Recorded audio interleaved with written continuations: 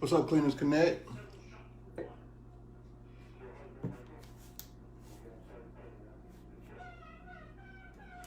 We're getting ready to have a long discussion on how to keep your schedule full in many, many different ways. Where you could be falling short, where you can improve, what you can do when you're on a shoestring budget. So we're going to get real tonight. This is going to be raw and uncut. And it's going to be two parts. It's going to be the residential part and the commercial part. So I'm going to be bringing Courtney in for the residential part as long as my phone is acting right. If not, may have to go with his phone. But we're going to basically get into a class session. And we can't be too specific, but we want you to take some principles from what we're going to talk about. And this will be similar to the discussions that we have during the day while we're working between myself and Courtney, as well as Chad. Chad's going to come in on the commercial part. We're going to talk about commercial, how to get commercial accounts and how to maintain them, and some details with that. Okay, so I'm gonna go ahead and bring Courtney in.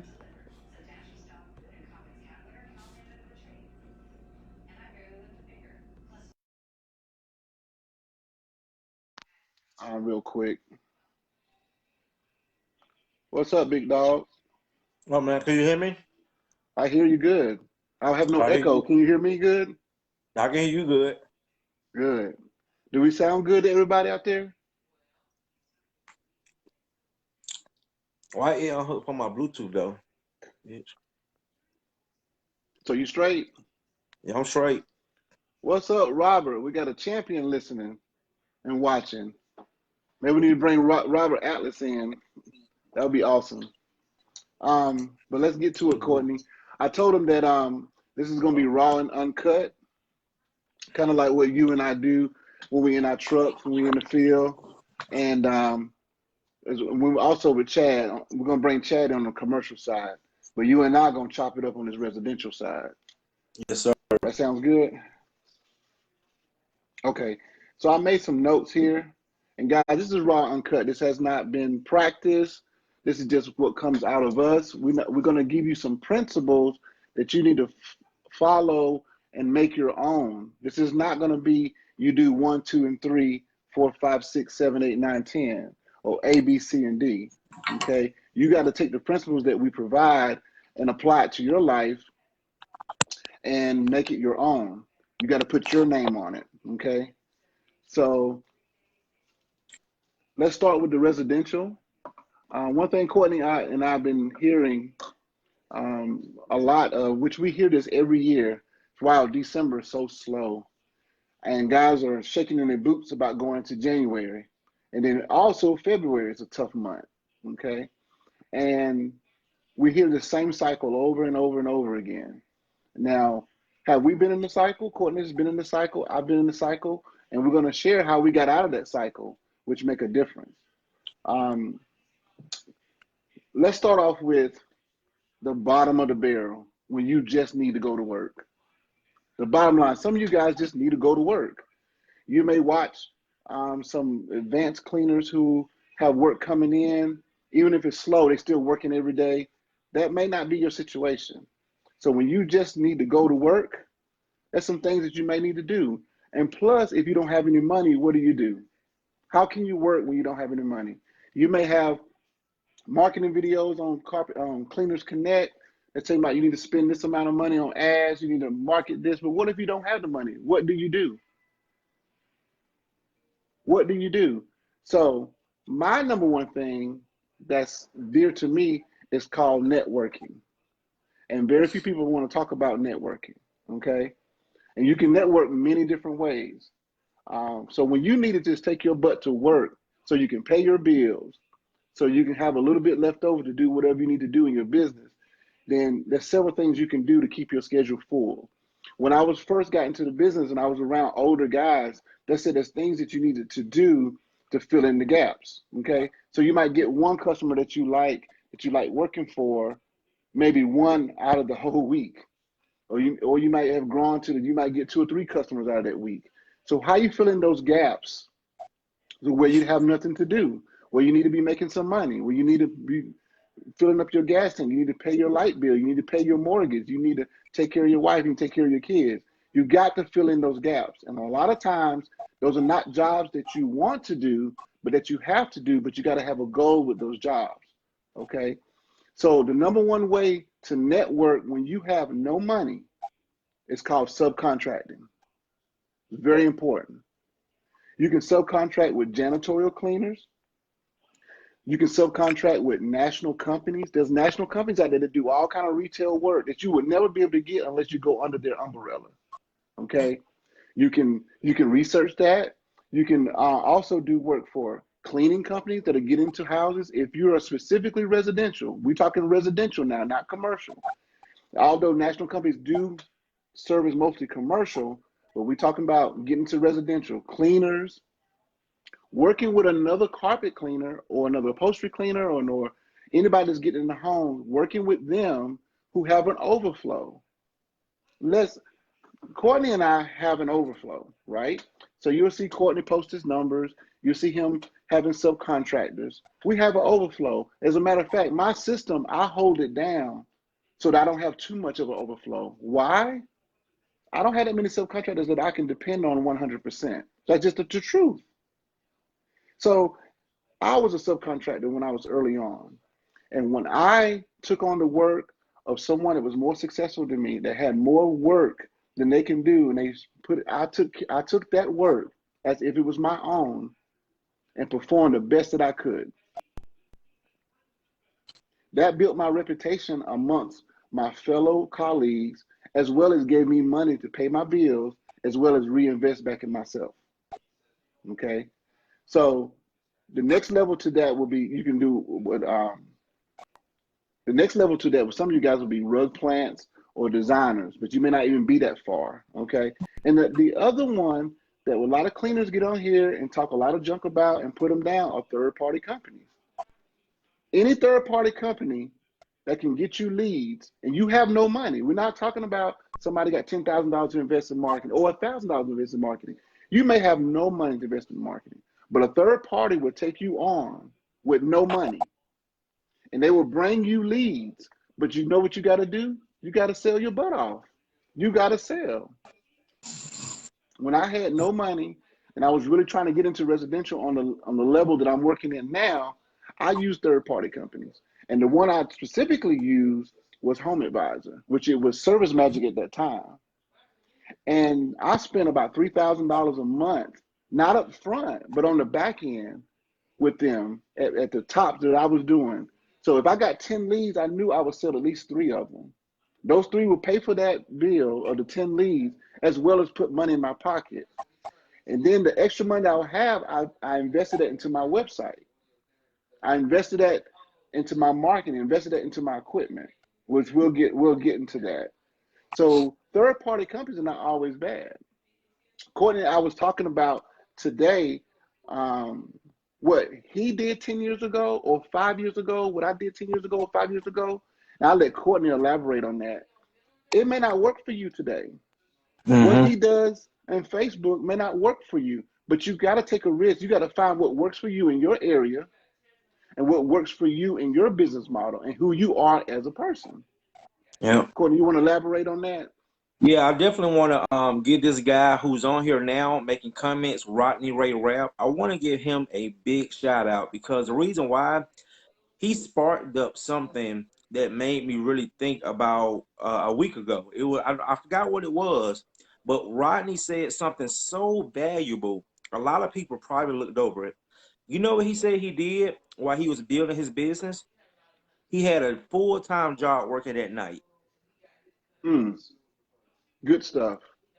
He went to Sometimes work that's what you. full-time at night while he was building his business through the daytime. And That's sometimes you right. have to do that. So many people just in general, not even the cleaning industry, but just people in general get in business and they just boom overnight. Some have to work for someone Courtney, we got full a bad connection. Got a bad connection. I can hear you. Can you hear me?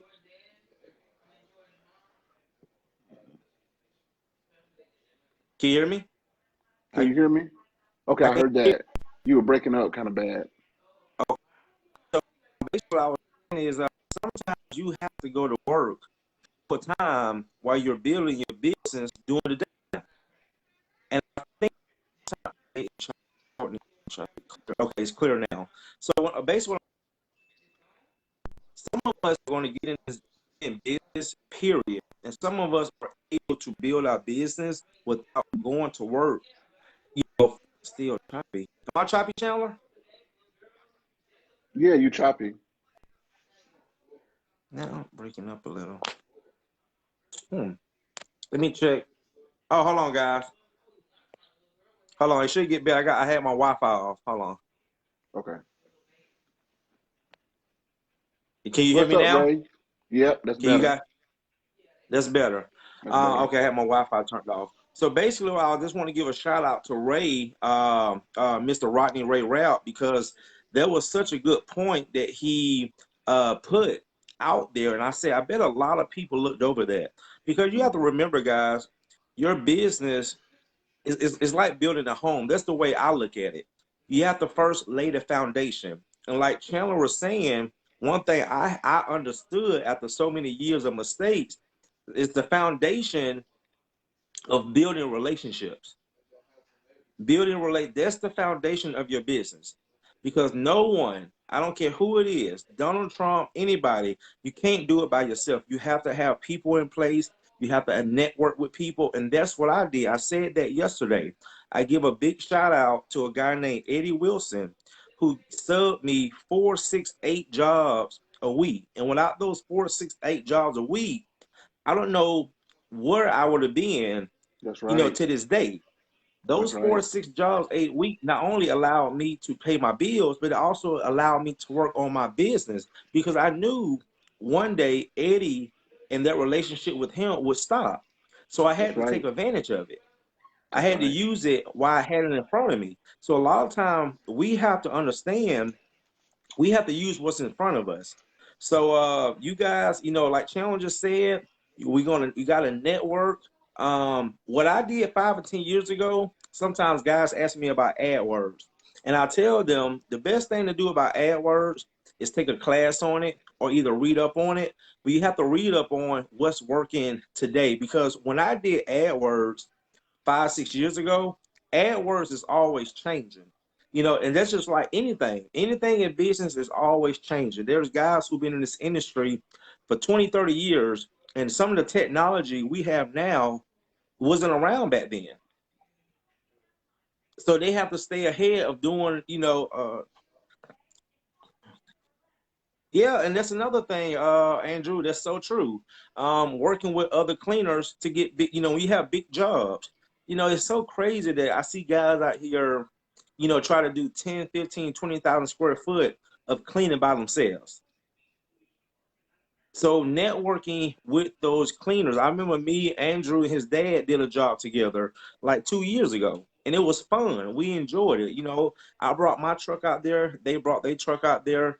We got the job done. So again, guys, I just want to get a shout out to Rodney. Guys, again, if you have to go get a job while you build your business, don't let it be something negative. Don't let it be something where, oh, I got to go work for someone. Because again, you're trying to build. And if you don't have the right tools in place, which is usually money, funds, you can't build. No one can Yeah, build anything without money. I don't care if you're paying someone to build it for you, you have to pay someone. A builder pays someone to build a house. that's right. It's the same way with your business. You got to find the funds to build your business. Like Chandler said, network, reach out. I mean, I see so many cleaners, man. They get so aroused to say, like, they mentioned they talk to us, the Atlanta boys. And actually, we're all not in Atlanta, but we know what y'all talking about. And I Right. hear so many cleaners say, "Man, you guys, y'all networking, man, y'all always hanging out." Because I told you guys, we don't look at each other as competition. We help each other. I remember when I first met Chandler, Chandler only had one review on Google, one. And his SEO guy at the time didn't even know how to tell him how to get reviews. Now Chandler has more reviews than anybody in Atlanta. When I first met Chandler, I was cleaning area rugs like, you know, it was a piece of carpet, $25, $30. I learned so much from Chandler that it also helped me become better at my business, identifying different fabrics, charging more for different fabrics. You know, it's just so many things, guys, you can learn by networking and learning from other people. Because again, none of us know anything, but we should always be willing um, to again reach out. That's what Cleaners Connect and most of these groups are all about, reaching out, sharing your experience. So I'm going to let you go back to talking, Chandler, about some of the things you wrote down. But again, shout out Rodney. I hope a lot of guys really pay attention and do what you say, guys. Sometimes as grown men, we have to put our pride to the side. If you got to go Amen. work for a year, That's 6 months, whatever it takes, guys, if you have to go get a job while you build your business, put your pride to the side. Because right. again, if you get the right tools, you put them in place, it will become a time when you'll look back and that time won't even exist anymore That's because right. you'll be on to bigger and better things. But right now, like Chandler said, take advantage of these third-party sites. This is another thing I'm gonna tell you guys too. A lot of us are so blessed when it comes to marketing. And when I say that, when you talk to some of these guys who've been in business, who started out back in the 70s and 80s, where it was mostly direct marketing, and when you had to be in the yellow pages, you had to drop 10, 15, 20,000 up front. See, guys, the reason why I say we're so blessed and we don't realize it, you can go start doing AdWords right now and don't have to give Google a dime. Not one dime. Not Not one. one dime. You can start doing Facebook ads right now and don't have to get Facebook one dime. That's right. So those are, again, guys, those are the tools. Just and again, the other ones, Angie's List, Home About. You can start marketing with these companies right now and don't have to give up one single dime. That's why I got ahead of Google. I just needed a jump start. So when Google told me that you can start marketing AdWords right now, and we're not going to bill you until you spend up your $500, let's do it. I just got to That's make this right. $500 work for me so I can That's make right. 500 and that's it. And you just, I mean, it's the old terminology we all hear, flipping money. That's all you're doing. You're just flipping money. I That's spent right. 500, I made 1,000, take this 500, reinvest it, flip it again. That's how marketing is. But again, we're so blessed in our era where you can, again, you can start marketing right now and don't have to give up a single dime. That's right. So, guys, to recap that, we're going to move to the next level.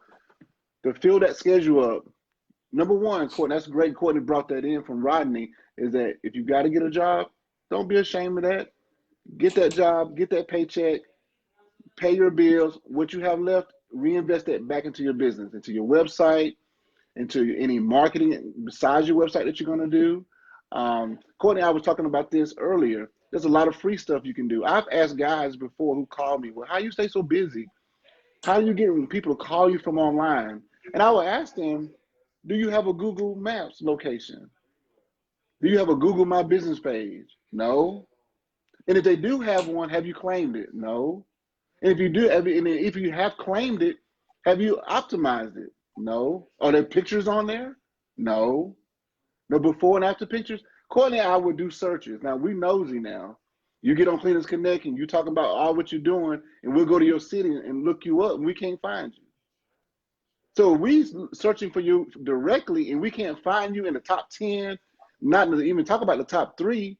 How do you think customers are going to find you when they're just looking for a certain term, like carpet cleaning wherever you live? But we're looking you by name. You don't have a resume online. Resume. Any professional is going to have a resume. I started building a resume with a album, an old picture album. I would take pictures of my work, put it in the album. So if a customer had a question, because then I can show them the example of my work. That was my resume. Then I start putting it on YouTube. Then I can show them on a video, or they can find me on YouTube. Because when it's in video, you see me working. Sometimes, guys, I don't know what it is. when guys do videos, when they get on YouTube or when they put it on Facebook or they will put it in front of their customers, they don't show the whole thing. You're not showing the full professionalism that you're doing. The video doesn't work. You showing maybe just the floor, but you're not showing your full professional setup. That's important because a customer want to know who's coming to their home and what they're expecting to get. So that's just a little nugget for you guys. Now, fill that schedule up. Do what you got to do. Third party, subcontract, get a job. Fill that schedule up and reinvest back in your business. The next thing we're going to go on, that Courtney and I were talking about today, is if you're at least 2 years in the business, and you're not getting those referrals, come on, guys, you got to be honest with yourself. If you're not getting 30, 40, 50% of people calling you back, you got to look at yourself in the mirror and what's going on.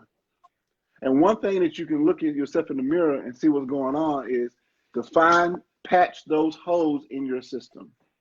Like Courtney and I was talking about today, neither one of us have a perfect system, but we do have systems, okay?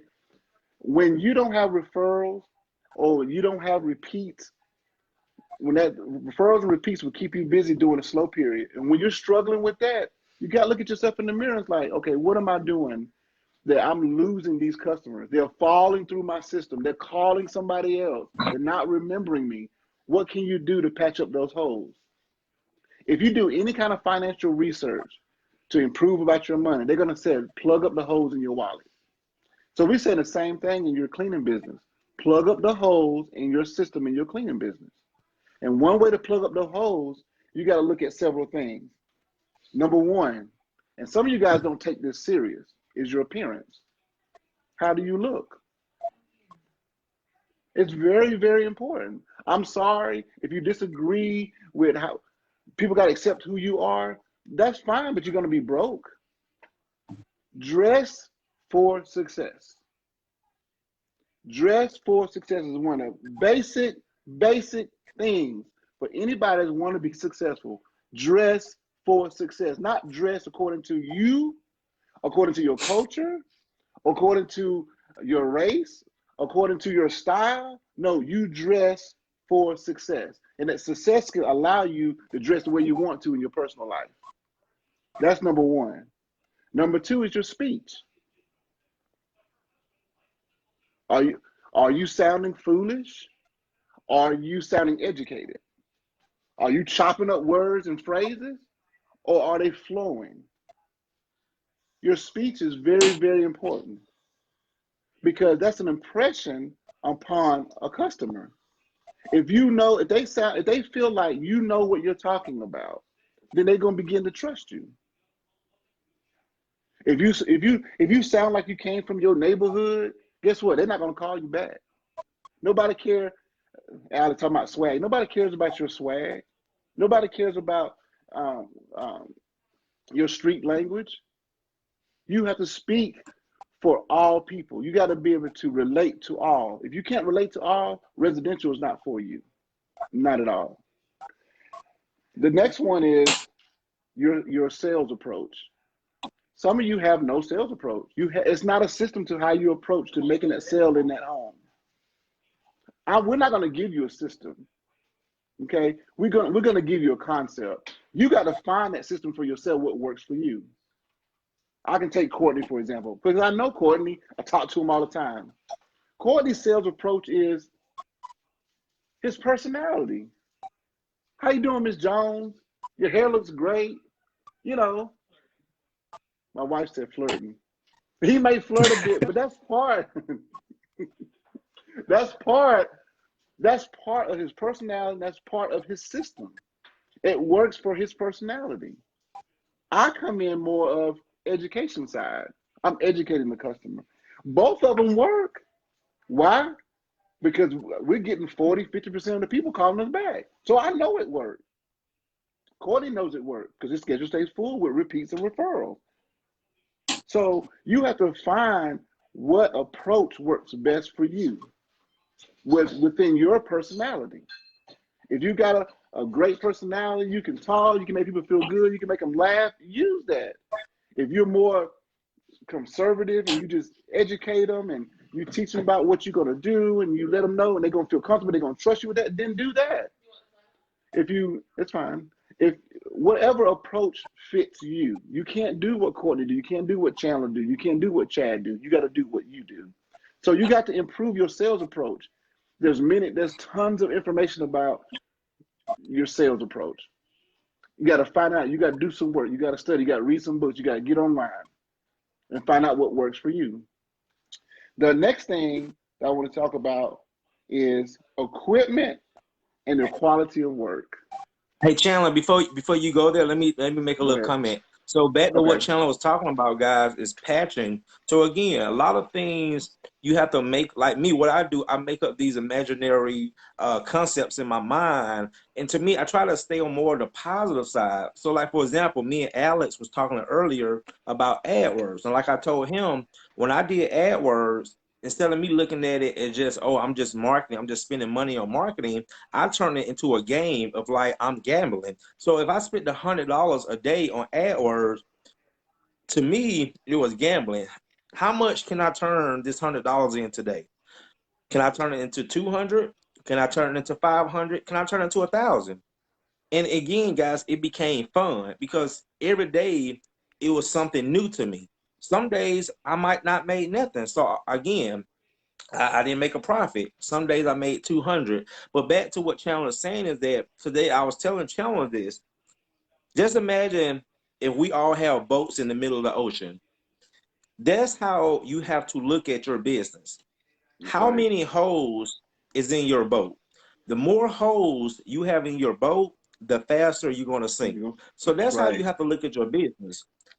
You have to find out what, and again, we cannot answer this for each other unless we're there with each other every day. But these are the things that we can look at every day as professionals and say, what holes do I have? And again, guys, be truthful with yourself, because that's what I had to do. I had to understand that when I first got into business for myself, I didn't have the best communication skills. So I had to work on my communication skills. I have to read more. I have to get around people that talk better than me. And not only people who talk better than me, people who corrected me when I mispronounce a word. Because again, it helps me get better. A lot of you guys don't know this about me.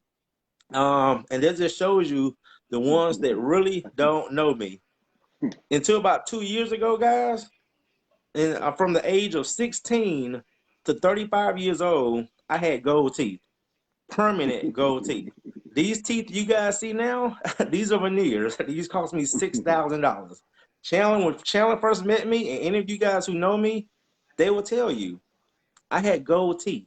Now, Yeah. again, my personality to a certain extent weighed out my appearance, but to me, as a true professional, yes, Willard, that's why when I used to do videos on YouTube, that's why I never showed my face. That's right.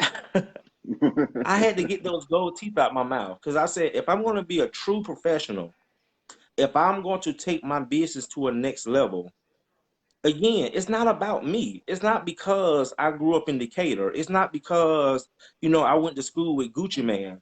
It's not about that, because when I do that, I'm doing it. I'm basically being selfish. Let's put it that way. I'm being selfish.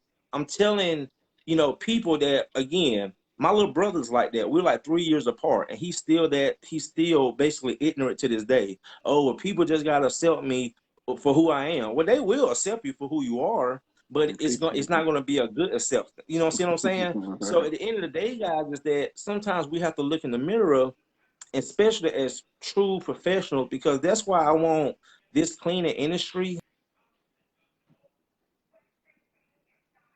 My floor, that's my one of my floor guys calling me right now. But anyway, that's why we have to do better in this industry by lifting each other up, because I really believe this industry is going with these groups and with the networking and the education. I really see this industry, coming back up for what it's been in the last 10, 15 years. But all I'm saying is, guys, is that, look at your business as a boat in the middle of the ocean. The least holes you have, the slower you're going to sink. So when you have 5, 10 holes in your business model, you got to find ways to patch them up. Like Chandler said, it starts first with the appearance. You know, um, like I said, me personally, I have tattoos, guys, but at the end of the day, most of us do. But again, if you're a true professional, people are going to judge you. So when you see a lot of these people with tattoos in their faces, on their necks, I Mm-hmm. hate to say it, is that sometimes it just gives off the wrong, you know, appearance. And people judge, and we're so easy to judge people by the way we look. So I just wanted to put that out there.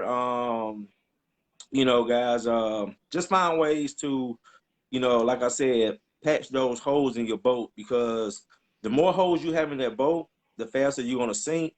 The least holes you have, the slower you're gonna sink. And That's right. that's what it's all about. Like Chandler said, man, patching up those holes in your business model. Amen, Courtney. And the next thing that we're going to go to on that same level, on the same subject that we're talking about, is equipment and quality of work. There's nobody on this page or any other platform online, especially Facebook. Oh my goodness, Facebook that doesn't clean well. Everybody is the best cleaner in the world, and there's nothing wrong with thinking that you're the best cleaner. But if you're not getting repeats and referrals, and your name is not flowing through your neighborhood, then maybe you're not the best cleaner. You got to really look at yourself in the mirror. Maybe you're not the best cleaner. Maybe you need to educate yourself on the different methods that you're using and how to use them properly for what you're cleaning. Now, Chad and Courtney, I was talking about this specifically, and Chad's going to go into more details about that. Well, on the commercial side, but the importance of equipment.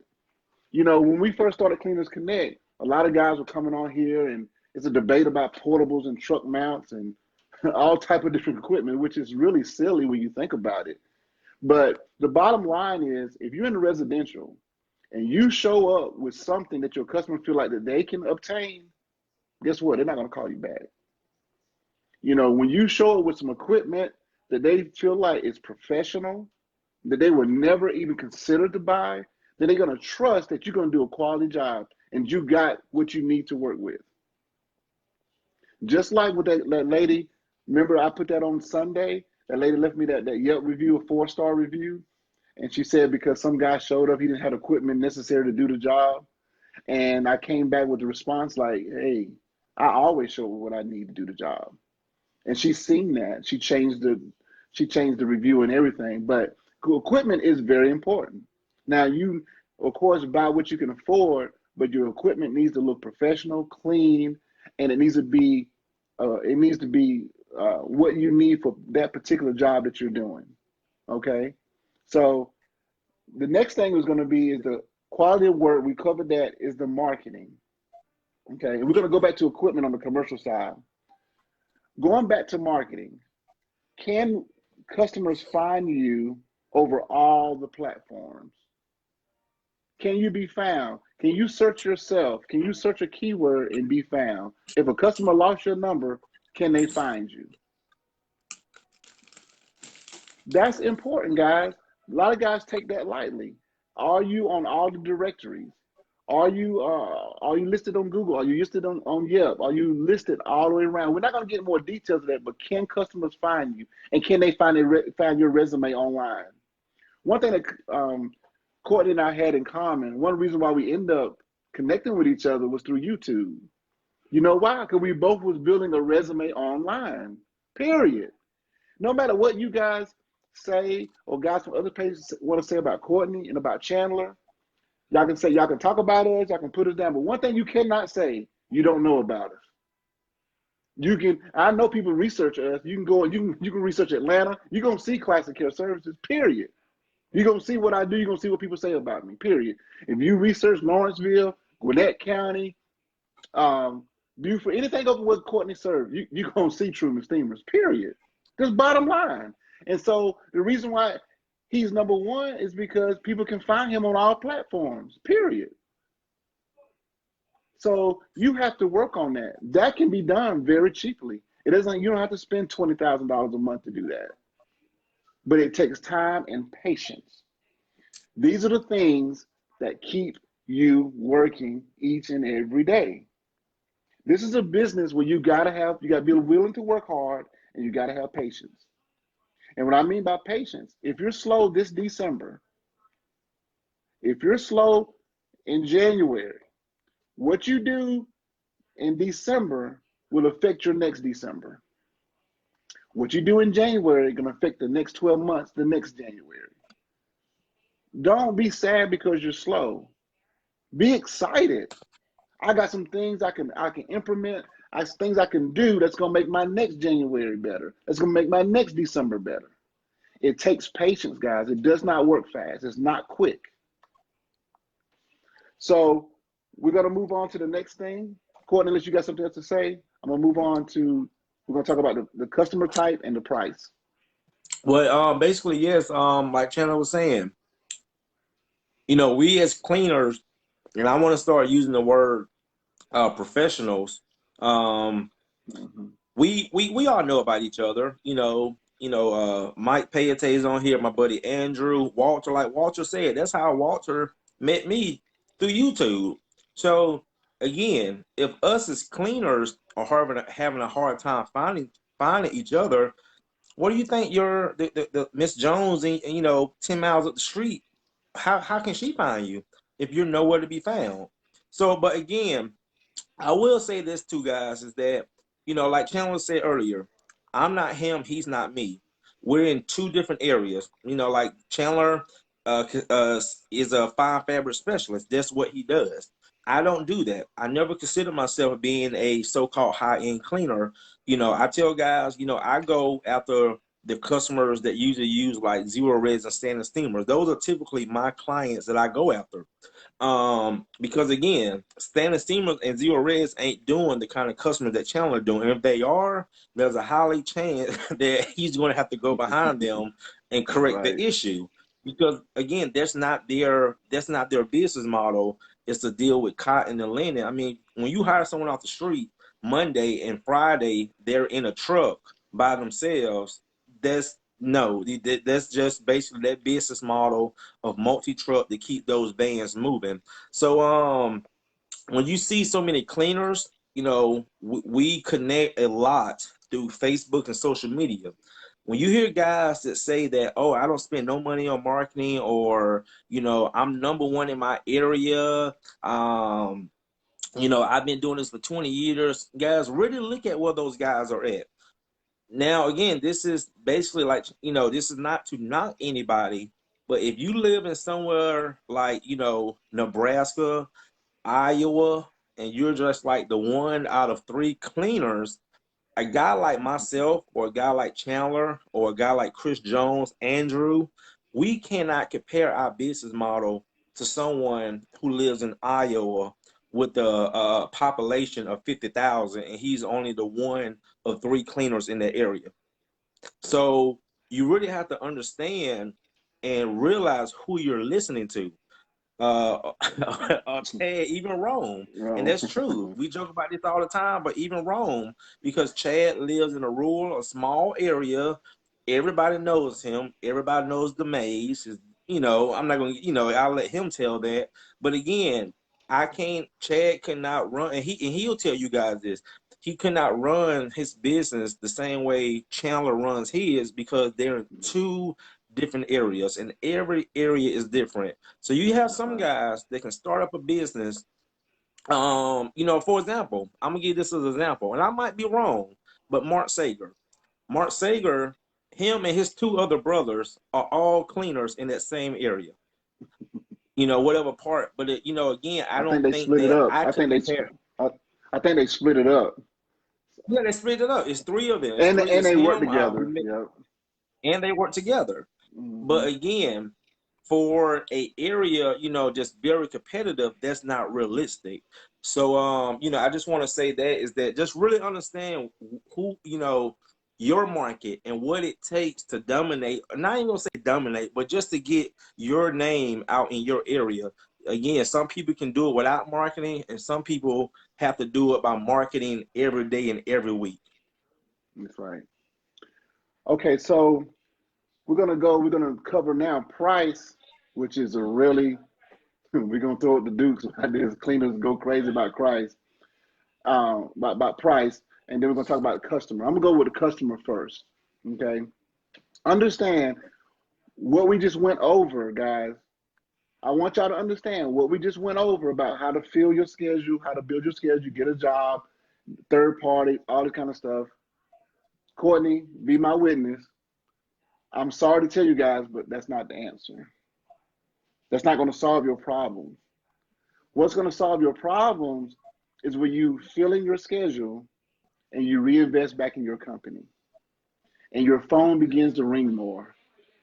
So you got something when your phone rings, okay? Because now you can decide what customer you're going to work for and what type of customer you're going to attract. When you subcontract with others, understand your reward is what you get paid. Understand that. When you subcontract, when you work a part-time job, when you work for third parties, your reward is what you get paid. Now, when you reinvest back into your company, get that phone to ring, you set whatever price you're working for, you decide what type of customer you're working for. That's really important. Decide what type of customer you're working for. There's two different types of customers. The one I just described, where your reward is only what you get paid. And if you market to those type of customers, when they call you, they're gonna still continue to shop on you, no matter how low your price is. We get phone calls all the time. I know Courtney does.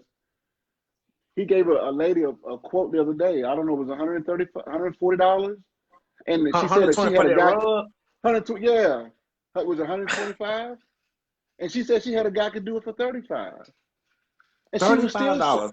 $35, and she still was shopping on that cleaner. So that's the perfect example. Guys, let's think about what Chandler just said. And that's what I'm saying. This me, guys. We about to start something new, and again, it's deeper than just the cleaning. That lady follows me. She follows me on Facebook. She sent me a message, said how much for a rug. I told her to call me. She called me. She said, I just got one rug. I said, well, ma'am, I have $125 minimum for any of my services. She went off on me. Now, me, again, listen to Chandler, learning. I did not say nothing. She said 125. I mean, I ain't gonna lie. You do good work, and I follow you on Facebook, and I see your videos. But I got a guy that can do it for $35. Now, guys, let's just be realistic. I really don't believe that someone would do that job for 30, but let's just say $60. That's still half the price of what I told her. But this is where it gets deep, guys. If she had someone that can do that rug for $60 and she still called around, and if I would have said $50, she would have went with me. Mm. Think about Mm. it. If that was Mm. Chandler's customer and he cleaned that rug for $60 and she called me and I told her $50, she would have been my customer now. What he's Mm. saying is that when you work for those kind of customers, the only reward you get is what they hand you. There's no loyalty, there's no repeats, there's no Mm. referrals. It's Mm. nothing. She said Right. she had a cleaner and she still kept calling around. Mm. Just think about it. Mm. And so the type of customer that I focus on, and when Courtney and I, we talk about this all the time, and one that gets me so excited is my customers that reproduce after themselves. From sun up to sundown, I've been blessed, I've worked hard, and I feel good about it, but I also targeted a certain customer. These are the rewards you get for the second type of customer I'm going to talk about. The rewards would be your payment.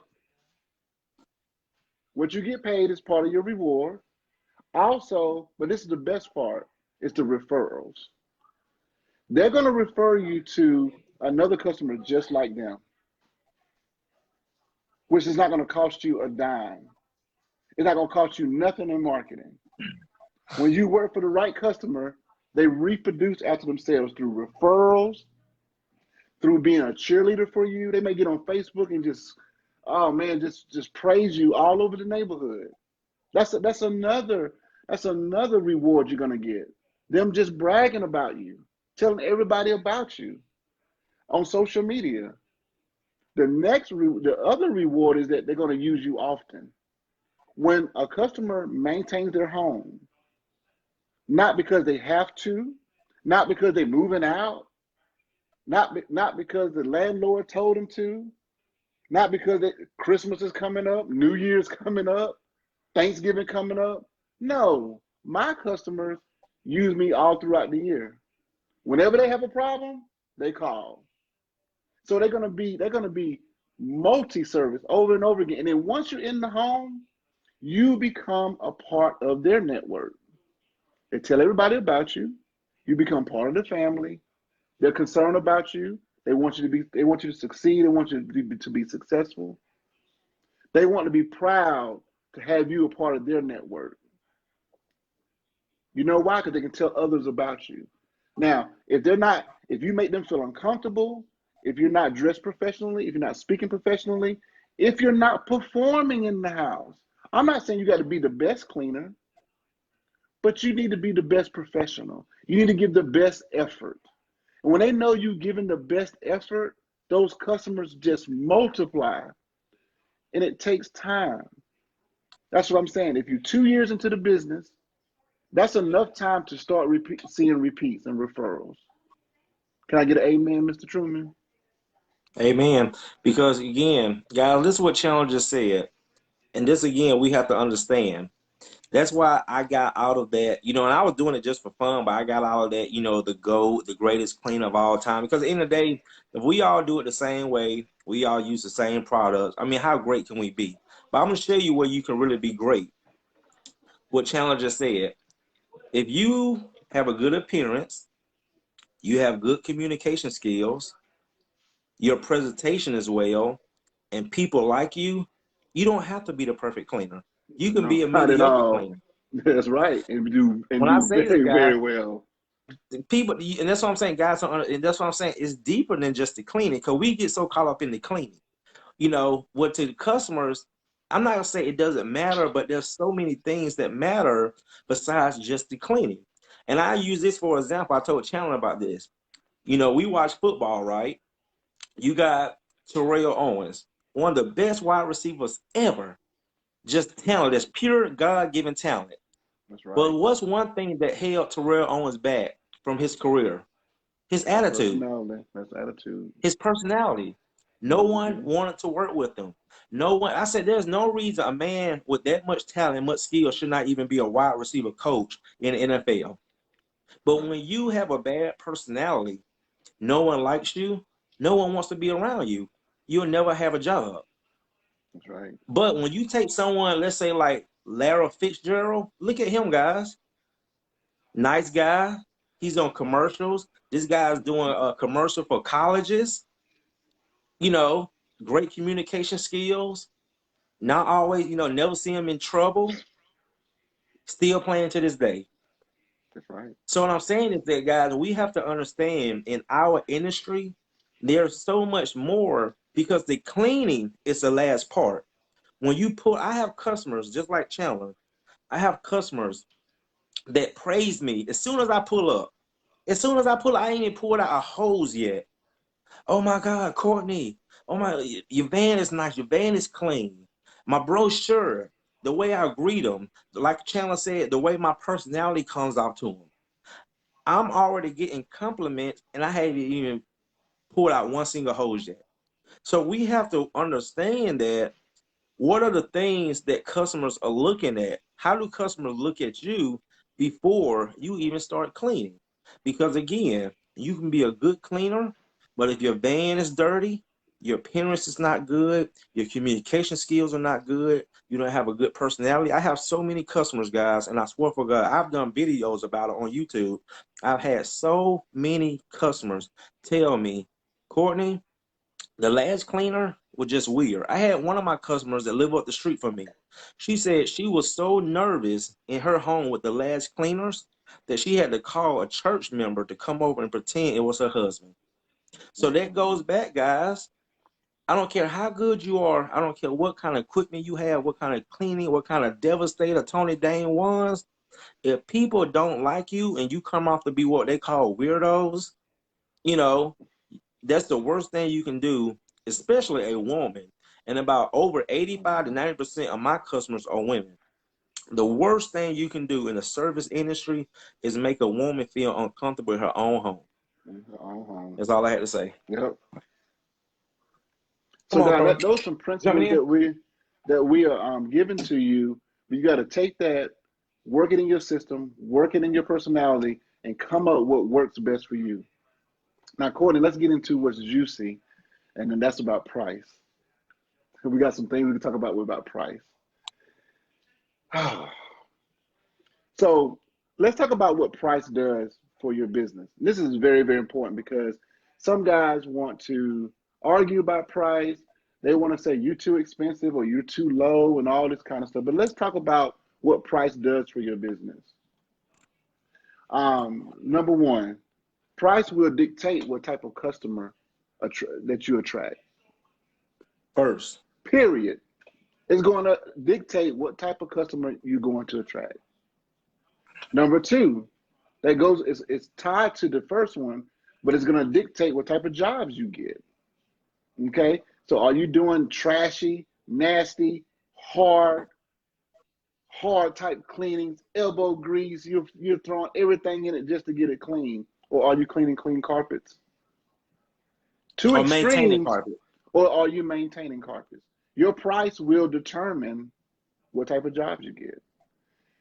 What I think is the most important, what I've learned over the last 2 years, your price will determine your image and will also have an effect on your reputation.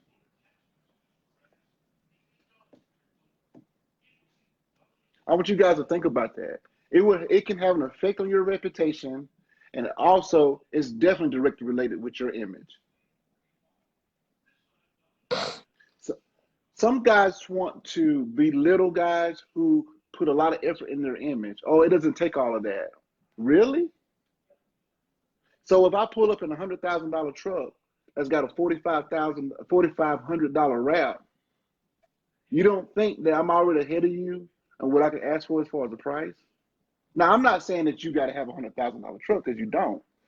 I'm not saying you got to have a $4,500 wrap. Well, what I'm saying is that don't hurt you. That goes into the image. Okay, that goes into how somebody perceives you, how they perceive that you got everything on that truck that you need. Oh my God, Chandler. So I'm not going to go into that, but they perceive that you have everything that you need. This guy is on top of it. I can't call anybody that's going to come harder than him. Period. Maybe I like somebody else, but they can't say that Chandler didn't have what he needed, or he wasn't professional, or he didn't look professional. So don't allow somebody to belittle you because you invest in your image. And price is one of the first things to do when you decide what type of customer you want. I can't say I want to be a high-end cleaner, but I'm charging $49 for 3 rooms. I'm not going to be doing any high-end. Whether I'm a good cleaner or not, I got to charge above those guys just to get into those homes, because those customers are not going to take you serious. They're going to be like, really? How can you stay in business? How can you make a profit? When I brought Godzilla to Atlanta, one of the most common compliments I get about the truck is, wow, Chandler, you're doing well. You're being successful. I tried to schedule you 2 weeks ago. I had to wait 3 weeks. Wow, man, you're doing good. You're doing great. People like to work with people who they perceive as successful. You got to understand that. It's all between the ears. If they feel like you're busy, everybody else wants you, well, hell, I want you too. I don't want somebody There who can you come go. today. I don't want somebody who can come tomorrow. I want the best. And guess what? The best is always what? Psychological. Busy. Yeah. Always busy. So you Chandler, project that type of break it image. down. Break it down, man, because again, it's getting deep now, when we talk about prices. And again, just like the guy who did the video the other day, and he said, how can I compete against someone that's in my area doing 5 rooms for $99? And like I said in my video today, the first thing to do is not worry about what they do. Because again, when you worry about what somebody else is charging, I'm telling you guys, I've been there. You're going to become in a price war. They do it for $99. You do it for $89. You do it for $89. And it never ends. You basically just racing to the bottom. That's what you're That's doing. right. And like It's I a said race to the earlier, bottom. there's 2 things going to happen. Either you're going to go out of business, or you're gonna have to start all over again. And that's what I did. But Chandler, break it down when you went and got those tickets, and you talked about how everything that costs the Oh, most, the it, Hawks tickets. yeah. But just Okay, anything guys. in general, how most things in this world that cost the most, you either It's have to always always wait for it, or it's not available. That's right. So the specific example, I can give you two or three, but Classic Care bought some through my business. I bought some Hawks tickets, season tickets, right? A half a season ticket to be specific. So when I met with the rep, and she was showing me the seats that were available, and so you have the luxury seats, you have the middle seats, and you have the cheap seats, right? And guys, I mean, it's real simple. All the luxury seats were sold out. Period. They were all sold out. The most that was available were the cheap seats. We bought right up under the luxury seat, right in the middle end, what we could afford. But all the luxury seats were sold out. No problem selling them. There are plenty of customers for that. And people don't realize that so many customers that will buy the luxury items from you if that's what you want to do. It's available. I bought my wife a purse. I'm not going to tell how much I spent on it, Courtney. You know. She had to search all over online to find that purse. You know why? Because that purse is so high end that it's all sold out. When one comes available, it sells so quick. But you can go to Macy's and you can go to Walmart and find purses all day for $20 thrown all over the floor. All day. It's available, just everywhere. Nobody wants them. They trash it. They just treat them in the kind of way. But that high luxury item is hard to find. And when people find it, they keep it, they maintain it, and it's valuable to them. Same thing. When somebody finds me, you can call it arrogant. You can call it whatever you want. It doesn't matter because it works for me. When they find me, I feel like they're lucky that they got me. And when they get me, they hold on to me. Chris, Even crazy. when sometimes even I don't want them, they'll still call me back. They still want me to come.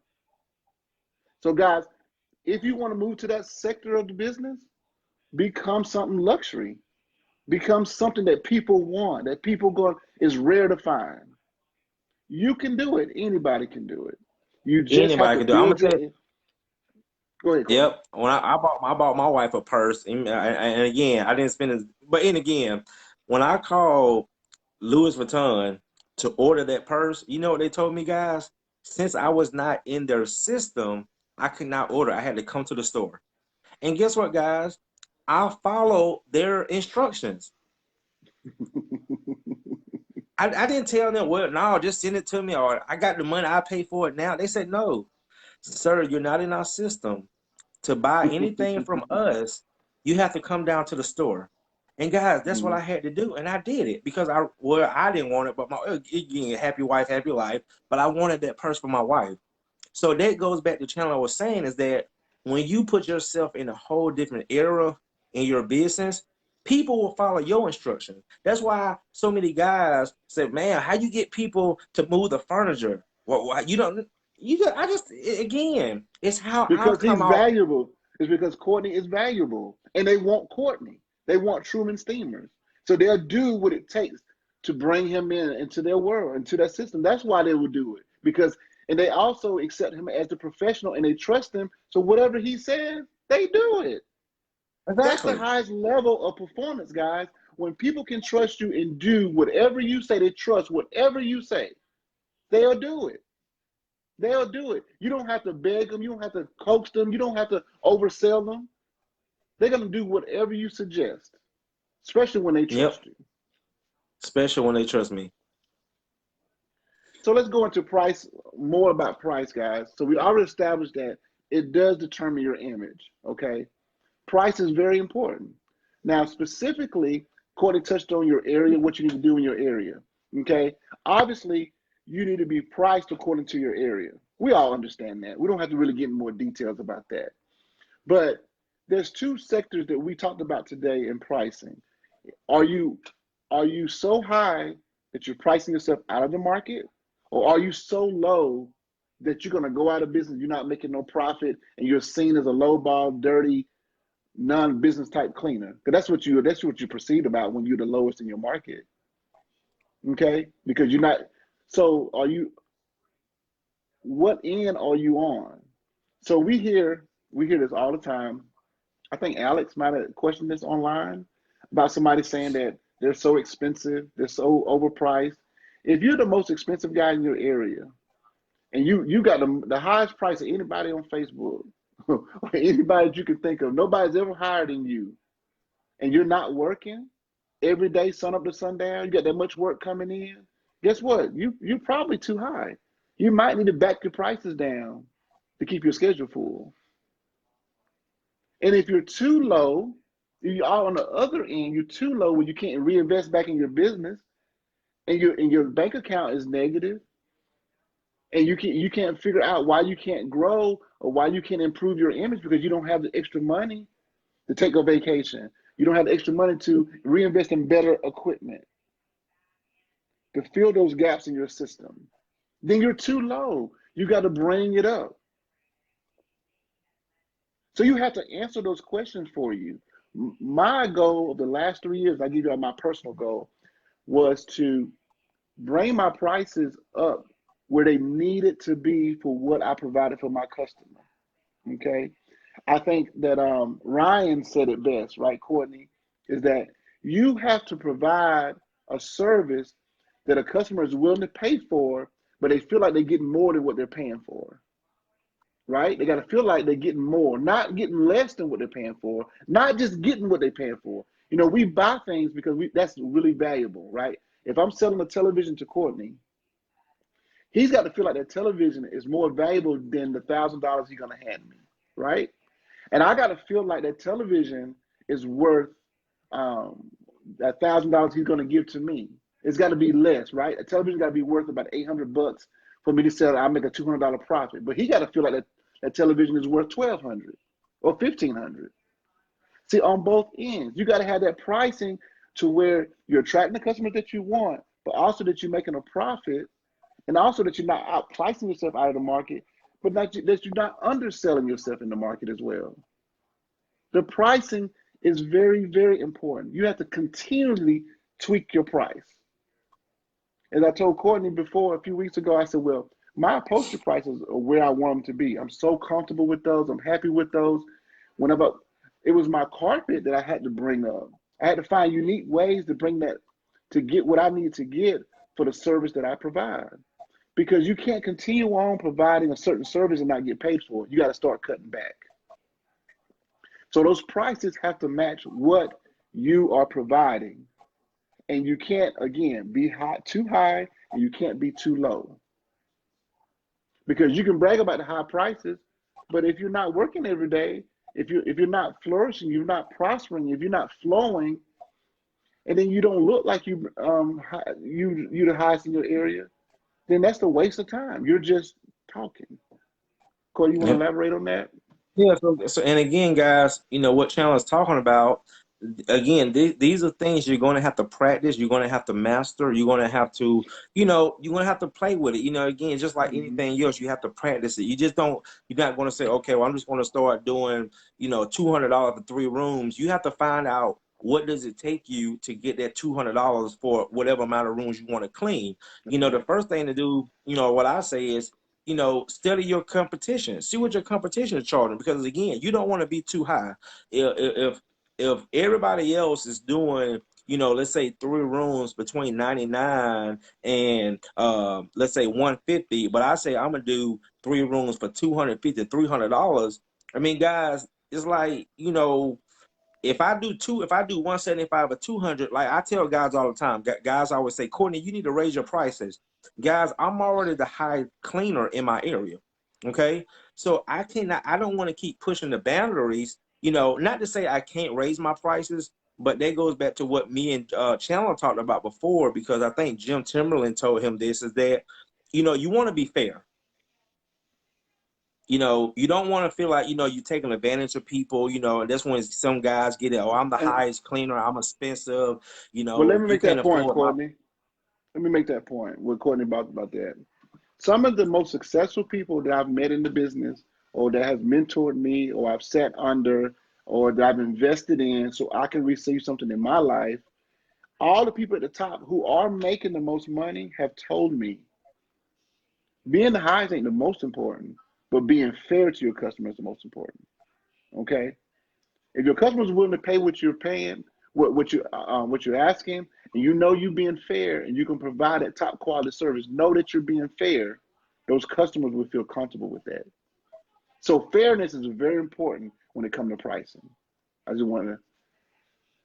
Yes. So again, guys, they go back to being fair. So just for example, let's just say a car, a new Mercedes drop, and this new Mercedes is we know retail price $100,000. But for again, let's say somebody say, "Oh, I mean, I got one of those, that same Mercedes right there, brand new for 50,000." Huh? We're gonna, huh? Why? How you get this car for 50,000? What's the first thing we're gonna ask ourselves? What's wrong with it? That's right. What's the That's what difference? happens when you too low. But then let somebody say take that same $100,000 car, and they say, "Well, I'm going to sell this car for 150,000." You're going to say, "Well, why would I buy that for 150,000 for you when I can get a retail for 100?" So again, it's like you have to find what I call that sweet balance, where again, not to say you have to be the exact same price, because again, this is a service. I think I went the wrong way trying to measure that to a product, but this is a service. So not to say that you have to be the exact same price. Everybody have to be the same prices, but you have to find ways to again be a little bit higher than what the average cleaner is doing. And like I said, a lot of times it's not going to boil down to the cleaning. It's going to boil down to your appearance. How people like you? How do people feel about you? See, that's the thing about it, guys. I'll tell Chandler this all the time. Yes, we should worry about how people feel about us, our appearance. But the key question I always ask myself on every job, how does that person really feel about me when I leave the house? Because you have to remember, us as this customers, period, we're all customers. We all shop every day. Us as customers, we're two-faced. The reason why I say that, somebody will ask us, how do we like our meal? How do we like our stay? How do, at a hotel? Most of the time, guys, we'll lie about it. We'll say, Yeah, oh, it was no, nice. it's It was okay. fine. It was okay. Yeah, yeah. But really, deep down, we didn't like it. And what we tell ourselves? We won't come back Not gonna go again. back. So we have to understand that us as customers, we have options. There's a supplier here that's here in the Atlanta market that supply carpet cleaning chemicals. They lost a lot of their small guys like me. They lost a lot of us because we see how they was treating us compared to Zero Res. They will be fixing our van, and then Zero Res put up a van, and they'll stop doing what they're doing in our van and jump on Zero Res van. To us, that was not fair. So what we're saying is that, guys, again, and did any of us tell Zero Res, not Zero Res, but that company? No, we didn't. You know what we did, guys? We just went somewhere else. So understand that is that you always want to question in the back of your head when you walk out of a house or any kind of clean, whatever you clean, commercial, whatever. Ask yourself and put yourself in the customer's shoes. How do they really feel about me? How did I perform at my top peak where I don't feel like nothing, everything that they will say about me, everything they feel about me should be in a positive manner. That's what I do on every job, guys. That's why I get customers feedback. I went to a lady's house today. A lot of you guys probably seen the video. Lady had brand new carpets, 13 months old. 13 months, and she already had it cleaned before I clean it today. And I'm like, how could you not make this lady happy? This lady did not have one spot of stain in her carpet. She said, yeah, I had it cleaned 6 months ago, and the cleaner that cleaned it, I just felt like he didn't do a good job. So when I was cleaning, and that's another thing, guys, listen to your customers. So that's one of my tactics. What I do is when I'm cleaning, especially an area when I'm removing a lot of soil, because again, when you remove soil, it's going to be a difference. I always call the customer over. Hey, Miss Hill, let me show you how the carpet's coming in. Oh, yeah, Courtney, that's what I'm talking about. Look at the carpets coming clean. Sometimes you call the customer over. I hear so many guys, man, I just want to get in and out. I just want to get in and out. Guys, you cannot build a solid clientele just trying to get in and out. This is not a race. You know, that's what you think customers are going to say when you in and out doing 5, 6, 7 rooms in an hour. Mm-hmm. Yeah, they're gonna tell you Mm-hmm. to your face that oh yeah, it was good. Thank you. A lot of times they just doing it just to get you out the driveway. Mm-hmm. Mm-hmm. So again, we have Absolutely. to really question ourselves when you leave a customer home, because my job, Chandler's job, so many guys, Chris Jones, Bob Pruitt, our jobs is to turn customers into clients. Now we know everybody's not going to call us back, but as long Right. as we do the best we can, we know, just like me, guys, 70 to 80% of my business is repeats and referrals. I did 2 jobs Mm-hmm. today. One found me on Google and one was a referral. Today, I got a call from one of my customers say, Courtney, we need you to come and clean the house that we just moved out of. I'm probably going to clean it this week and next week. I'm just looking at my schedule. January the 8th, I got a $1,300 job. That job was a referral from a church that I clean Mm-hmm. every 3 months. He seen me at the church. We talked for about 30, 45 minutes. I gave him a brochure. I went to his house about 2 weeks ago, gave him an estimate on hardwood floors, carpet, and upholstery. Build a relationship. How do people, guys, I'm telling you, it's deeper than just cleaning. How do people really feel about you and your service when you walk out that door? Now, I will say this, and Chandler will speak up for me on this because he used to be a multi-truck operation. When you get into multi-trucks, even my buddy Bob Pruitt, he used to be multi-trucks. A lot of these things that we're talking about, um, when you go multi-truck, you can't control. A lot of these things are out of your control. You tell your technicians, because I used to be that same technician. Man, take the earrings out your ear. Okay, boss, I'll take them out. As soon as I drive off, I put them right back in. Man, turn your hat around. Okay, boss. As soon as I drive off, I turn it back around. So a lot of these things, when you have employees, and I'm not talking about family-owned business, I'm talking about people off the street that you hire that you really don't know. When you have employees, a lot of these things that we're discussing, especially when it comes to appearance, communication skills, a lot of these things are going to be out of your control. So that's when you really have to understand, as a multi-truck operation, it really just becomes a numbers game. But I'll let Chandler speak on that if he decides to. And I'm also going to come off and let Chad come on. Chad, are you still watching?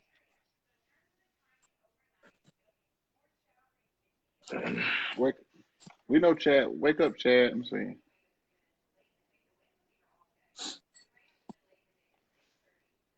I don't see him. Yeah.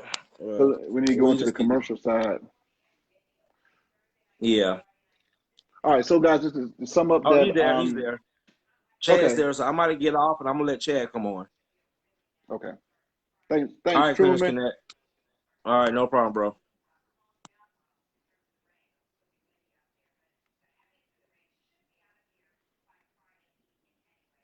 Chad, send me a request to come on.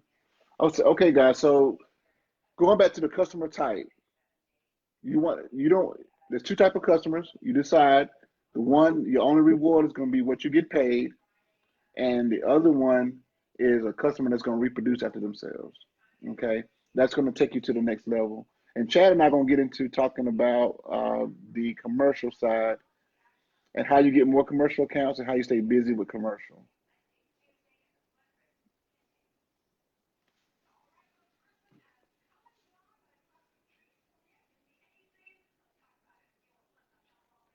Chad, I need you to send me a request, brother. I need you to come in so I'm ready to hit the commercial side.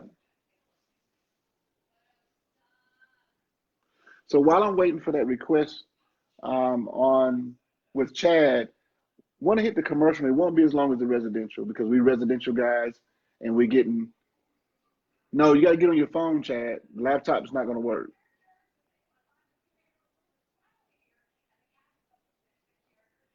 Chad needs to open up and share with you guys how he maintains his commercial side. He does very well with the commercial side. He does more commercial work than what Courtney and I do. So I want to bring him on so he can really share some things you guys have never heard from with Chad. All right, Bob. Thanks for viewing, brother. All right, Chad. There you go.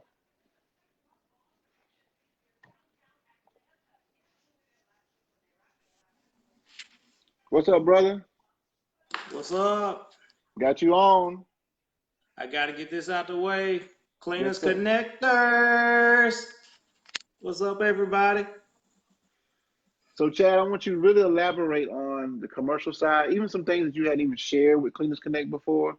I want you to get a little personal with your business and your personality and the area that Okay. you're in, how you make it work. Um, we talked about a couple of things like patience, relationships, performance, networking, equipment, versatility, and methods. But I'll let you start if you want to go ahead and start. Right. Right. Guys, Well, how to stay busy. Go ahead, Chad. all right. I will say, guys, I want to get this out the way. I tell Courtney and Chandler this all the time, but I haven't told you guys. When I joined this group back in March or April, can't remember when, and I'm what I would consider a hack. I mean, back then I was. We wasn't using a rinse. I didn't know what a sealer door was. Um, I was sinking money into an old unit. You know, this group has helped me so much. Chandler and Courtney do residential, sun up, sun down every day. Nothing fake about it. I'm on the phone with these guys. They out on the job at 8 o'clock, coming in at 8 o'clock in the evening every day. I mean, seriously. Um, they work every Saturday. I thought that for me, like when a customer asked me to work on Saturday, I felt like they was asking me for a favor. You know, I was like, man, y'all work Saturday? Like, yeah, that's like some of the busiest time. I'm That's like, right. Some of the really? best days to I work. couldn't believe it. Right, man, you know, and just to see what you guys do and actually witness it every day, man, it's amazing. It is amazing. These guys are just doing it sun up, sundown every day. There's nothing fake about it. Um, I can tell you that for a fact. As far as commercial, um, that's my forte. That's what I do. That's what I enjoy. Um, and it's really like when you're in an area like mine, a rural area like Rome, Georgia. Floyd County has about 96,000 people. Last I checked, Fulton County, where Chandler is, there's over 1 million people. Courtney's in Gwinnett County. There's nearly 1 million people, 920,000. So when you're working with, about 100,000 people in your county, you, for me, I found that being diverse is a must. We do commercial. We'll clean carpet in restaurants. We'll go clean carpet in a house. We do janitorial service. We do floor work, all kinds of stuff. Um, and as far as I get guys messaging me, calling me all the time, asking me, Chad, how do you stay busy with commercial? I want to get more commercial work. There is no magic answer to that question. I mean, I wish there was something I could tell you, do this, do that, do 1, 2, and 3, and you'll arrive here. It takes a lot of patience. It takes a lot of cultivating relationships. Um, it takes networking.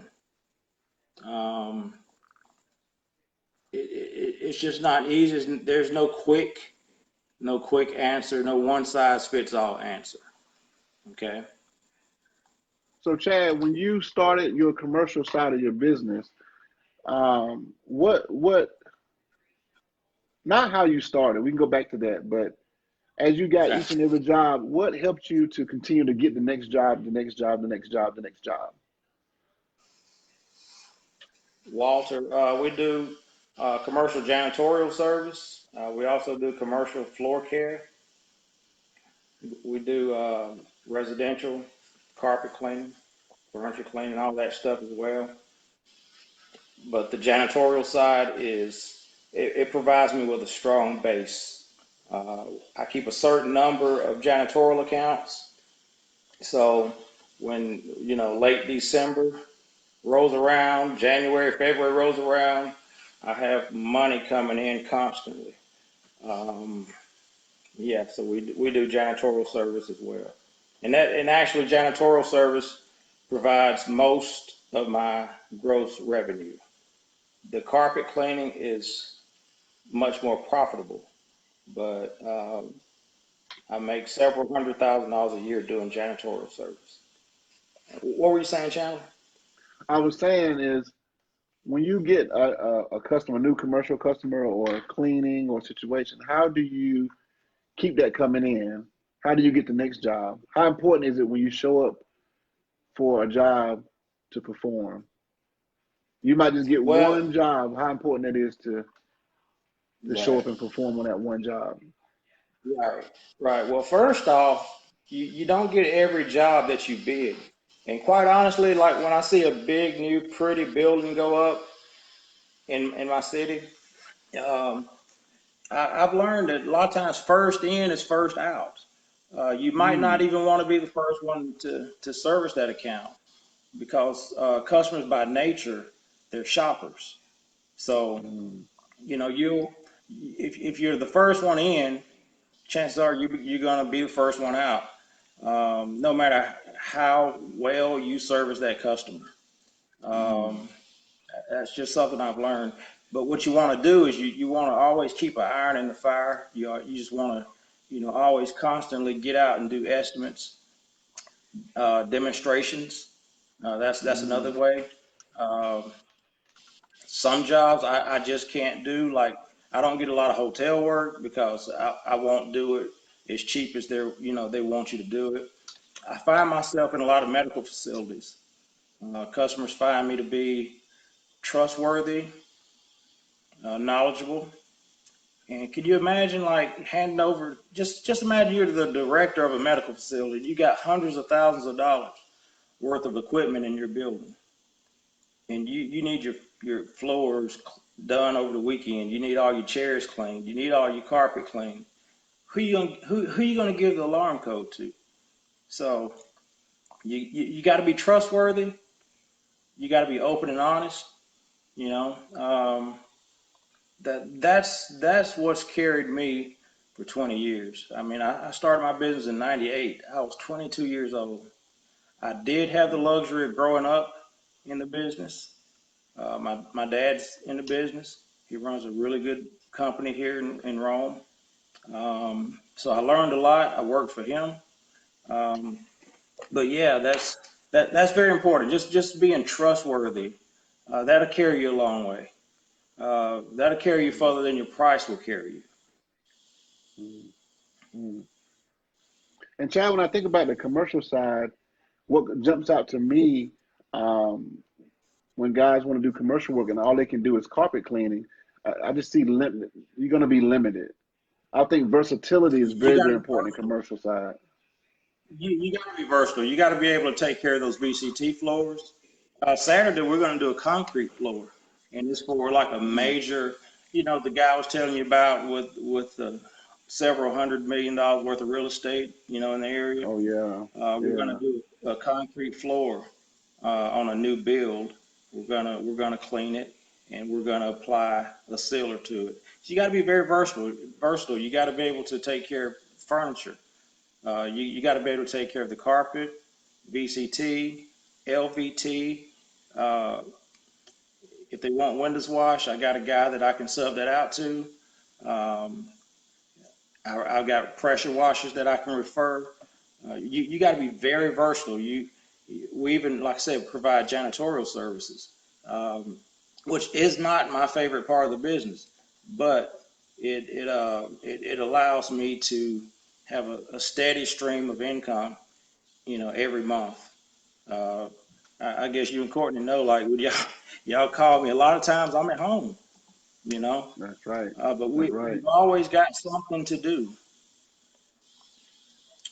Fred So Hayes. Chad, when you first started, did you use subcontracting in commercial? I don't have any employees on the janitorial side. Everybody is a 1099. Most of those people that work for me on the janitorial side, they have full-time jobs, and they you know I 1099 subcontract them. Mm, And I won't take a customer that requires me to provide certain insurances and uh, and do W-2 employees. But that's not my business model. So mm, I won't mm, take a customer that requires me to change my business model. I'm just doing what works for me. mm, mm. Now, Chad, Yeah. you've been in the business for a while. What maintained you when you first got started early on? Did you sub with other companies? Did you do most of the work yourself? What really Right. got you going in commercial cleaning? Well, Chandler, honestly, when I first started my business, I've been fortunate enough to, like, when I grew up in my father's company, you know, we never used portables. So I kind of hit the ground running at 22 years old. I went to the bank and I borrowed money to go buy. I don't know if anybody knows what a Namco trailer is. It was a truck mount on an open top trailer. It was the biggest Mm. hunk of junk I ever bought. um, so I went and bought that trailer, and I think I borrowed like $22,000 from the bank, and then I went to a dealership, and I financed a 1999 Chevy Express 3500, and I pulled that trailer. So I started out with a truck mount, well, a trailer mount. Um, so yeah, and Fred, no, I've never subbed under a big company. I've had those big companies call me, and usually they got bank branches that they want you to do for $500 or $600 a month, and I just won't do it. Um, Well, Chad, you're the and perfect as far example of what we was talking. You're the perfect example of what we was talking about earlier. Fred asked that Mhm. question. You sub under the bigger companies. Um, you will only need to do that if you need to work, right? Right, So, so right. you have no need for that because when you sub under those No, bigger companies, and if you need to work, then your reward is what you get paid. You can't build your business right, and you under those umbrellas. But when you get in the phone right. and ring, when they calling you directly, then you can build your business off of that. Right. And when you're working under those bigger companies, they're not willing to pay much. You pretty much got to do the work yourself. And when I first started out, I was, like I said, I was young. I was 22 years old. So, I could go out and I could be at a club till 2 or 3 in the morning, and I could be standing in Miss Jones' living room in the morning cleaning her carpet. And then at 5 o'clock, I would go clean. I had one medical facility in particular. It was like 17,000 square feet. I would go clean that place by myself, and then I got a restaurant. It was like 1,800 bucks a month. We're talking 20 years ago, but it was 7 days a week. Looking back, it wasn't a lot of money. To me at the time, it was a ton of money. So I slowly started hiring people. So you could get stuck. You have to be careful with commercial work. You can get stuck, just trying to do everything yourself, and you Hmm. you can't. You gotta live to fight another day. So I always, watching my father, you put people in place to help you. I could if I was getting $1,800 a month for that restaurant, I would pay somebody $1,000 a month to do it, and I would, I wouldn't pocket 800 bucks, but probably pocket, 700 bucks. So, I looked at it like 700 bucks times 12 months, I don't know, $10,000, $8,000. That's just the way I looked at it. You got to be careful with commercial work. You don't want to fall into the trap of needing every dime or spending every dime that comes in. So, yeah, so I did start off doing a lot of the work myself, but that I needed to get people to do that so that I could focus on running the business. I can't work all night and answer the phone in the morning. I need to be Right. able to go out and do estimates and produce more work. find more work, find something for somebody else to do. That's Right. my my That's right. I've often said that the owner operator, if you work alone, really only works in the straight residential side. You know, if you do commercial, you're gonna have to hire some people. You can't be an owner operator in commercial. You're really gonna have some serious hard days. You just can't do that. It's a two right. person job There's at nothing the like minimum. walking into a 20,000 square foot facility and it's dark outside and you got to clean that place by yourself. There's Right. no feeling worse than that, you know. And then you got work to do in the morning, and you got estimates to do, and your phone's ringing, and you trying to take a nap. You if you're gonna do commercial, you're gonna definitely need some help. So, guys, what we covered earlier, it applies to commercial as well. Having patience, your performance, your appearance, your networking, your equipment. You know, Chad and I was talking about that earlier today. Is having the proper equipment for what you do. Right, Someone that does dedicated commercial gonna need different type of equipment than what I would do, than what I need, right, and vice right, versa, right? But you want to have the right, best equipment for what you do. right. And I would say go out and get what you need. What you can when you buy something, get what you need now and get what you can see yourself needing in 3 years. Don't just go out and get some little entry level unit and then 2 or 3 years later you need to replace it. Go ahead and get something that you're going to grow into. That's just my Right. advice. I'm not saying go get yourself in a ton of debt, but get yourself something that you can grow into, that you will grow into. Don't half do it. You know, that's one of the mistakes I made when I first started. I bought that unit, but I borrowed enough money just to buy that unit, and I went and financed a van, a brand new van. I did not borrow enough money to sustain myself for 3 months. You know, I went out and got in a little debt, and I had payments due the next month. Mhm. But I made it work. But that's one of the mistakes I made. If you're going to borrow money, make sure you borrow enough money. That's right. That's right. That's right. Yep. Also, we're talking about commercial. If you're gonna be a commercial cleaner, one of the things that you do need to master is be able to understand and master methods, right? You know, Right. there shouldn't be an argument whether hot water extraction is better than VLM or whatever method that you use. Because in a commercial, you're gonna need to use all types of methods Right. to get it done and to Right. be There's a successful. time, place, everything. Right. That's right. Like especially like what I'm doing VCT. Um, there's times when you need to strip that VCT floor, and and actually when you can salvage that wax that's already there and just scrub and recoat it, you yield a better service product. The floor looks That's right. better because there's more wax on the floor. You can't That's lay right. 16 coats of wax in one night. That's You right. know, That's so right. if you can clean up that wax that's there and put 3 or 4 coats on top of it, oh man, you looking like the hospital. You looking like, you know, Walmart. That's right. That's um, right. yeah, so different. You got to be very well versed in the different techniques and you know, different methods of cleaning for, you know, different types of floors. It's not easy. It takes experience. It takes a lot of learning. You got to be very versatile. Um, One of the things too, that just one little statement I want to put on here, and Chad, you probably can attest to this, and Courtney can as well. We talk about it all the time, and any of the cleaners that we know.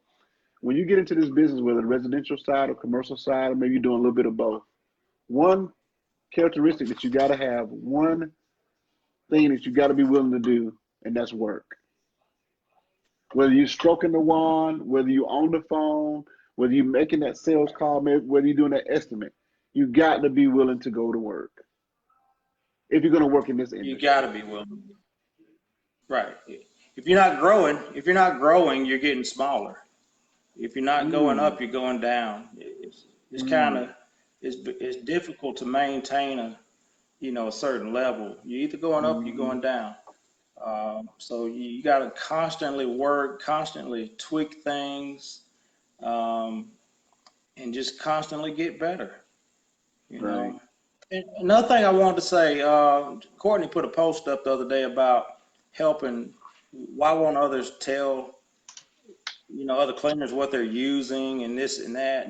I'll say I've put like probably 10 local people in this group, and if I had the Right. wrong kind of heart, I wouldn't do that. Right. I don't see anybody as a threat. I feel like if they know that Chad's not working for nothing, they know they don't have to either. Right. I just I just sharing information is very important. I just don't see how anybody could be Right. so selfish that they don't want to share. That's right. Nothing I'm doing is so special that nobody else can do. If everybody was doing the same thing, everybody would be better off. That's right. That's right. And because there's always more than enough work out there. Um, Right. How so many houses can you do in a day? You know, I know for for me, me, one or 3, two. 4, 5. Right. Right. For you, yeah, 1 or 2. Yeah. Yeah. So on this, I want to on this last point I want to make about the versatility. When I was doing commercial, that's what kept me in business was my versatility. Not that one particular Good night, service, but Chris. if that being able to do carpet repairs, being able to do strip and waxing, being able to do upholstery, being able to do scrubs and recoats, being able to Right. BLM or hot water extract, able to do all of that's what kept me Right. going during the recession and helped me stay afloat so that I can get to where I'm at Right. today. So versatility is very Right. important. Right. Right. And I hear some guys talk about um, they just want to put food on the table. We talked about this today, you know, and that I started to make a video about it. Um, I didn't get in business just to put food on the table. Did Mm, you? no, I got in business to get When I was rich. a kid, I wanted to be rich. Yeah. I wanted a Lamborghini, That's and a right. Ferrari. I thought I was going to be rich and famous. So That's I'm right. disappointed That's right. myself. I've done well, but I've got a long way to go. That's right. You know, That's right. so my goal is not just to put food on the table. I want a chef to come put my food on the table. You Amen, know, brother. Amen. I want, And you don't have to be I just apologetic want about something. that. I'm not apologetic about it. I'm proud of what I've achieved. I'm proud that my father taught me what I know. I'm proud that my wife doesn't work outside the home. I'm proud that my wife doesn't clean anybody's home but my own. I'm proud that my wife and my 4-year-old son are in Italy for a month. I make no apologies for it. I didn't get in Right. business just to get by. I could go work at a Amen. warehouse and get by. So, Amen. yeah. So, if Amen. anybody's got a problem with that, maybe Cleaners Connect not the place for you. Mm. Mm. Because Cleaners Connect is definitely one of the places where we will show prosperity and that we want to prosper, and we want everybody who wants to prosper to prosper. We want everybody to prosper together. Mm-hmm. Yeah. Mm-hmm. Yeah. And Absolutely. so, Absolutely. so these drunken rants about, I drive an old piece of shit truck and my wife clean houses and all that old nonsense. That stuff doesn't move me. When I see you and Courtney going out and making $1,200, $1,500 in a day, that moves me, Hmm. you know. Because at the So end of the day, no matter where you're at, whether you feel like you're at the bottom, you feel like you're at the top, or whatever area of the spectrum that you think you're at, right, the natural law is no respect of persons. So whatever it took for somebody to move from the bottom, we just say this philosophically, from the bottom to the top, everybody got to do that same thing. You know, right, natural law is no respecter of persons. You're not going to do it no different than what the other person had to do to move to the level where you want to be. right. So to, you know, so to you can stay at the bottom and you can master the bottom. That's what you want to do. But most people want to get better each and every day, and you're gonna have to do Right. that. It's gonna take investment in yourself. It's gonna take investment in your business. It's gonna take investment in your marketing. We're talking about this over and over again. And you know what I'm gonna say? Investment in your network. You know, you got to get out and Right. talk to people. You got to be nice to people. You got to Right. shake some people's hand. You got to work for some people. You got to humble That's right. yourself.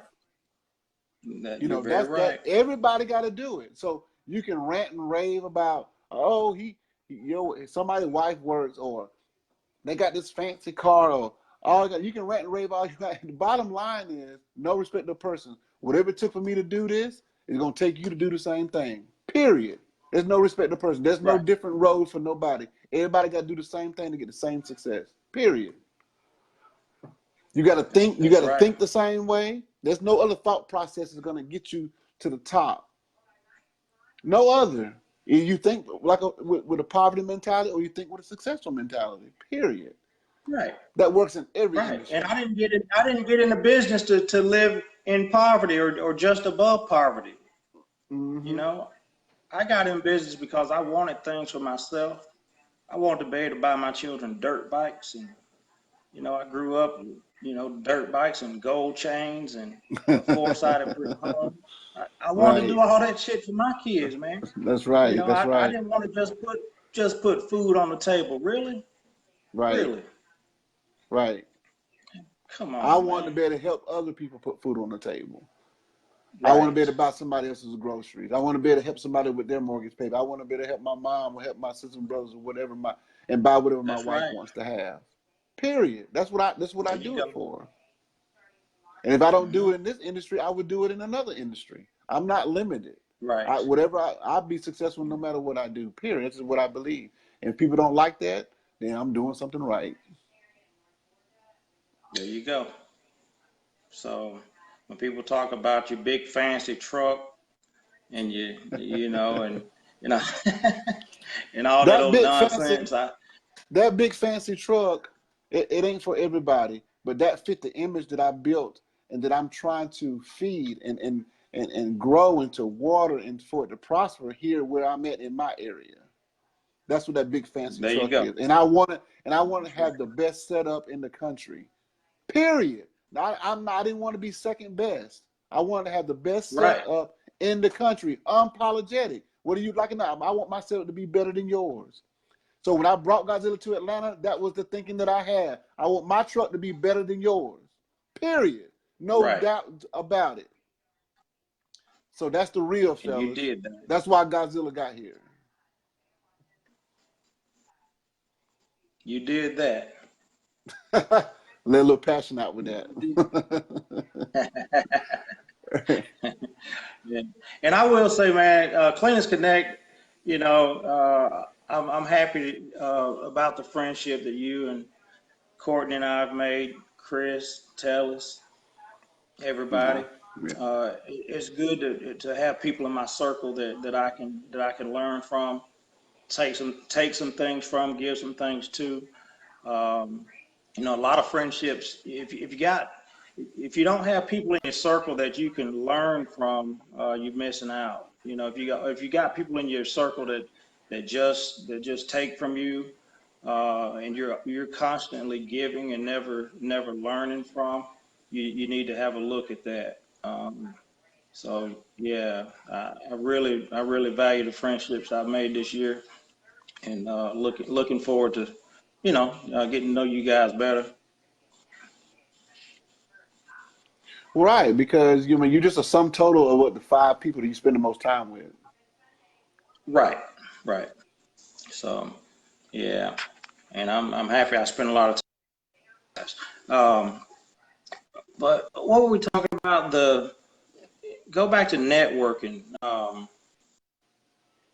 You're chopping up Talk for more about I that, Chan. can't about what? You were chopping up. Networking. Oh, networking.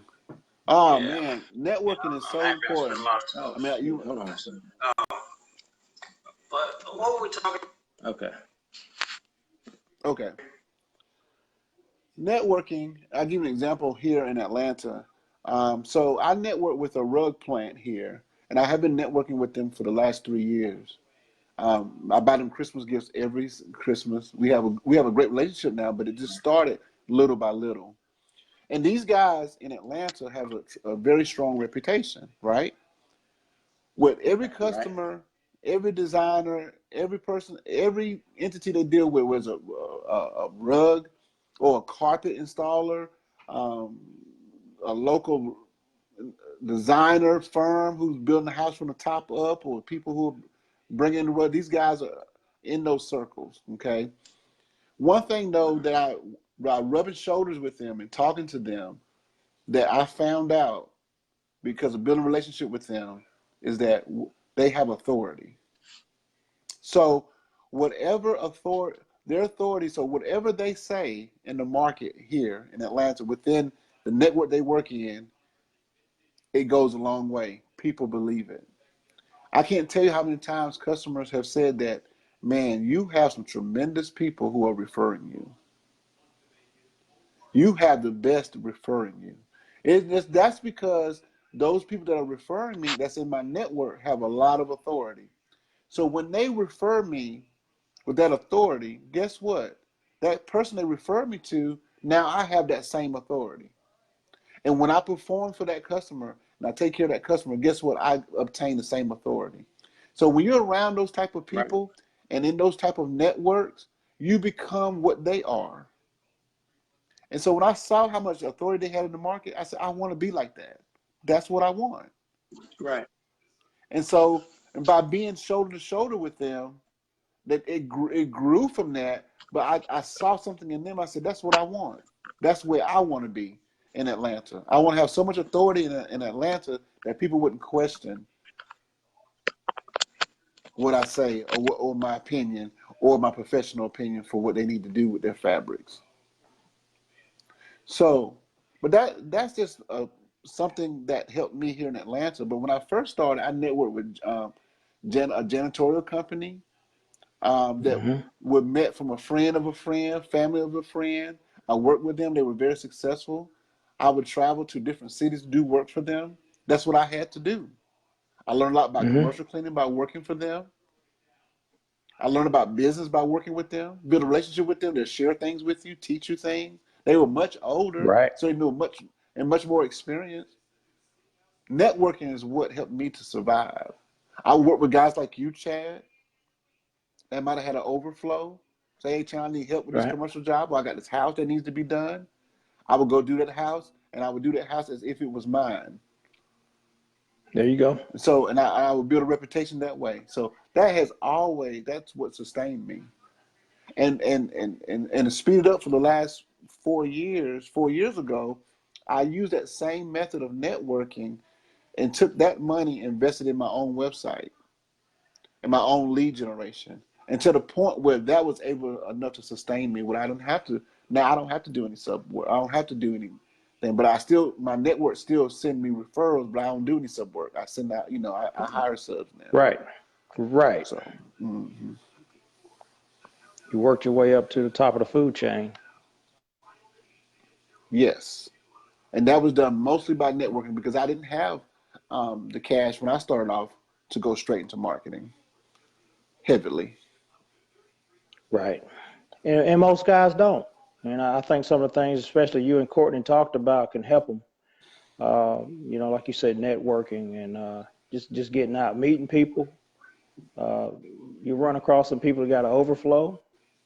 If they like you and trust you enough, they'll call you.